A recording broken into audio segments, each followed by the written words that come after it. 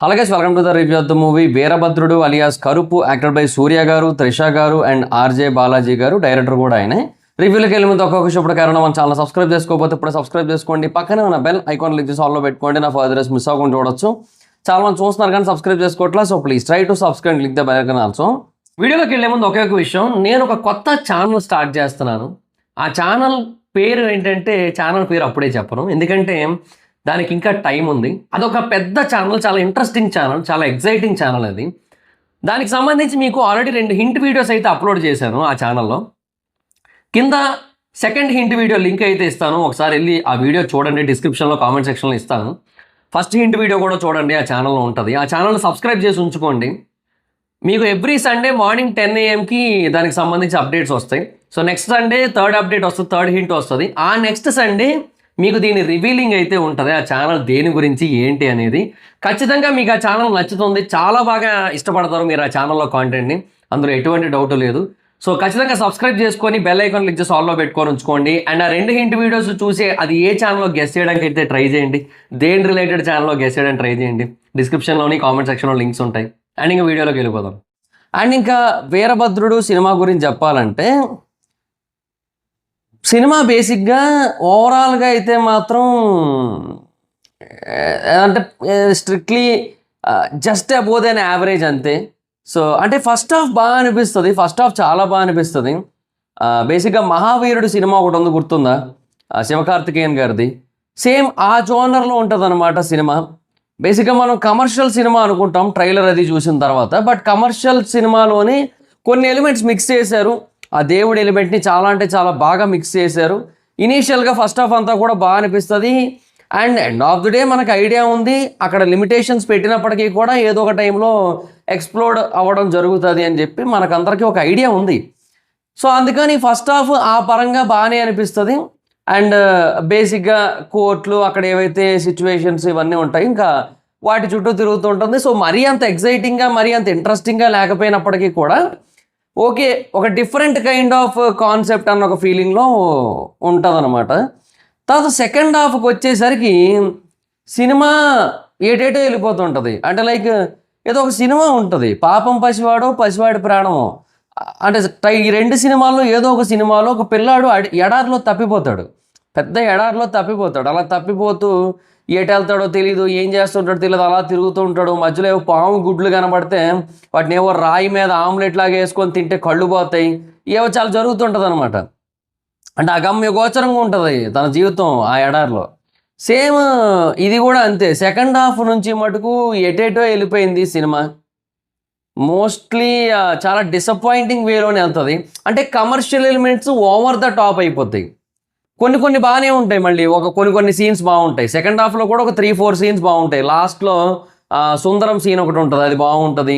అది నేను మీకు ఇలా చెప్తే అర్థం కాదు, స్పాయిలర్ అవ్వట్లేదు, మీకు సినిమా చూస్తేనే మీకు అర్థమవుతుంది.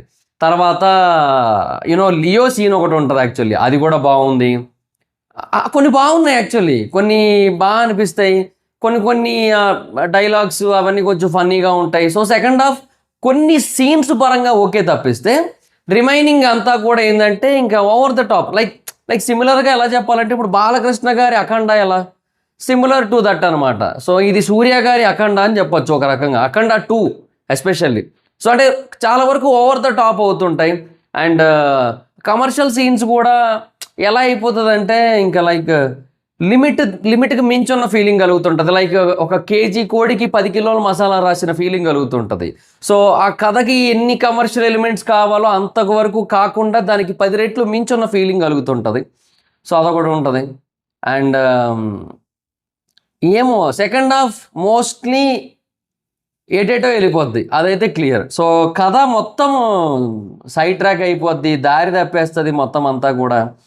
సో ఇంకా లాస్ట్కి మళ్ళీ కొంచెం అదేదో ట్రై చేశారు, అదంతా బాగుంది. సూర్య గారి పర్ఫార్మెన్స్ చాలా బాగుంటుంది. లాస్ట్ అంటే ఆ క్లైమాక్స్ యాక్చువల్గా సుందరం అన్నట్టుగా, సుందరం కూడా కాదు, మళ్ళీ ఆ తర్వాత కూడా ఇంకో సీన్ ఉంది మళ్ళీ. సో అది పార్ట్ 2కి లీడ్ అనమాట. యాక్చువల్లీ ఇది వీరభద్రుడు కదా, అది నాకు తెలిసి ఏ ప్రళయ వీరభద్రుడో ఏదో పెడతారు నాకు తెలిసి. సో అది పార్ట్ 2కి పెట్టారు, లైక్ గాడ్ వర్సెస్ పాలిటిక్స్ అని చెప్పి. సో అది ఏమో నాకు తెలిసి అది రాకపోవడానికి అవకాశాలు ఎక్కువగా ఉన్నాయి.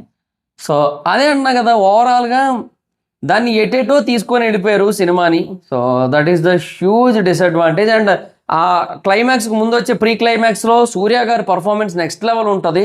బట్ అది కొంచెం కాంతారా ఇమిటేషన్ ఫీల్ కూడా కలుగుతుంది నాకు. సో ఎందుకు అలా అన్నా అనేది మీకు మూవీ చూస్తే అర్థమవుతుంది. ఎస్పెషల్లీ ఆ లాస్ట్ అంటే ఆ సీక్వెన్స్ ఎండింగ్ని చూస్తే కూడా అది కొంచెం సిమిలర్ టు కాంతారా ఉంటుంది, కాంతారా ఫస్ట్ సినిమా. సో కొంచెం ఆ వైబ్ వచ్చింది. అట్లా కొంచెం అంటే ఏమో. అండ్ సింగం రిఫరెన్స్లు ఉంటాయి, లియో రిఫరెన్స్ ఉంది, కాంతారా ఫీల్ ఉంది, ఇట్లా మల్టిపుల్ రిఫరెన్సెస్ అవన్నీ కూడా నడుస్తూ ఉండే కైండ్ ఆఫ్ ఫీల్ వస్తుంది సెకండ్ హాఫ్ అంతా కూడా ఎస్పెషల్లీ. సో ఫస్ట్ హాఫ్ ఏదైతే మంచి పాజిటివ్ ఇంపాక్ట్ ఇస్తుందో సెకండ్ హాఫ్ అదంతా కూడా ఆల్మోస్ట్ స్పాయిల్ చేస్తుంది. సో దానివల్ల ఏంటంటే ఓవరాల్గా మూవీ స్ట్రిక్ట్లీ జస్ట్ అబౌవ్ దాన్ యావరేజ్ అన్న ఫీలింగ్ అయితే కలుగుతుంది. అది మరి సిచ్యువేషన్. సో సూర్య గారికి ఏంటంటే కంగువ, రెట్రో రెండు బ్యాక్ టు బ్యాక్ ఇబ్బంది పెట్టాయి ఆయనకి. ఇంకా ఇది కూడా అంటే బేసిక్గా లాస్ట్లో మాట్లాడుకుందాం.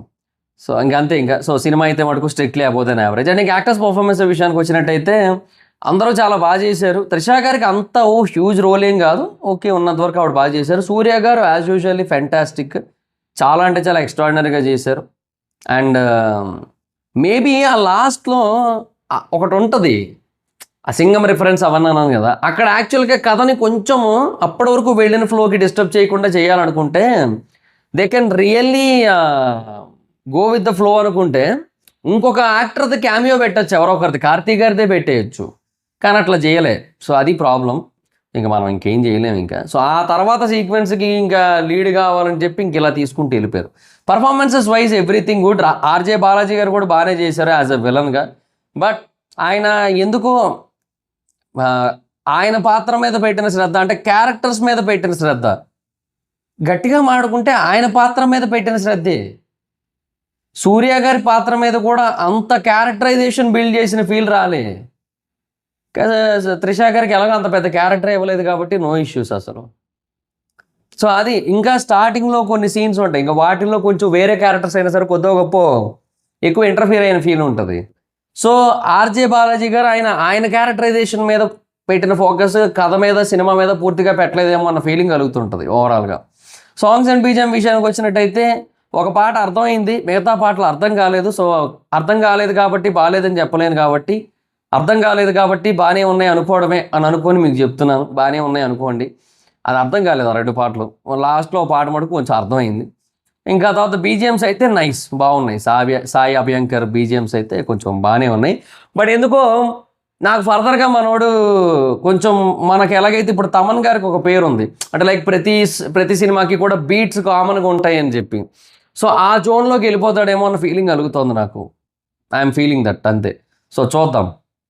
సో ఓవరాల్గా మూవీ అయితే strictly just above than average. And ఇంకా సోది లేకుండా ఒక ముక్కలో ఈ సినిమా గురించి చెప్పాలంటే, జనరల్గా ఈ కంగువ, రెట్రో తర్వాత సూర్య గారు బేసిక్గా ఒక 100 కోట్ల అప్పులో ఉన్నారంట. ఐ మీన్ అప్పు అంటే ఇవ్వాల్సినవి కొన్ని బ్యాలెన్స్ ఉన్నాయన్నమాట ఆయన ఇన్వాల్వ్మెంట్ కారణంగా. సో ఒక రకంగా అప్పే కదా మరి అది. సో 100 కోట్ల వరకు అప్పులో ఉన్నారంట. ఈ కరుపు పెంచింది ఆయన అప్పు, అది పరిస్థితి. అంటే ఇందులో కూడా ఆయన ఇన్వాల్వ్మెంట్ ఉంది, సుమారుగా 30 కోట్ల రూపాయల వరకు ఇందులో కూడా ఆయన ఇన్వాల్వ్ అయ్యి ఉన్నారు. అది మరి పరిస్థితి. సో ఇంకా అంతే. ఈ మూవీకి జనరల్ మూవీ రేటింగ్స్ ప్రకారంగా నేను ఇచ్చే రేటింగ్ అయితే ఐ గివ్ 2.7 out of 5.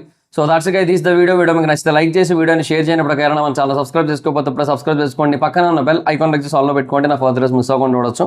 చాలా మంది చూస్తున్నారు కానీ సబ్స్క్రైబ్ చేసుకోవట్లేదు. So please try to subscribe, click the bell icon also. నా ఇన్స్టాగ్రామ్ ఐడి మీద మీరు అక్కడ వచ్చి ఫాలో అవచ్చు. Thank you so much guys. బాబా, నా మీటర్ నెక్స్ట్ వీడియో. Bye by.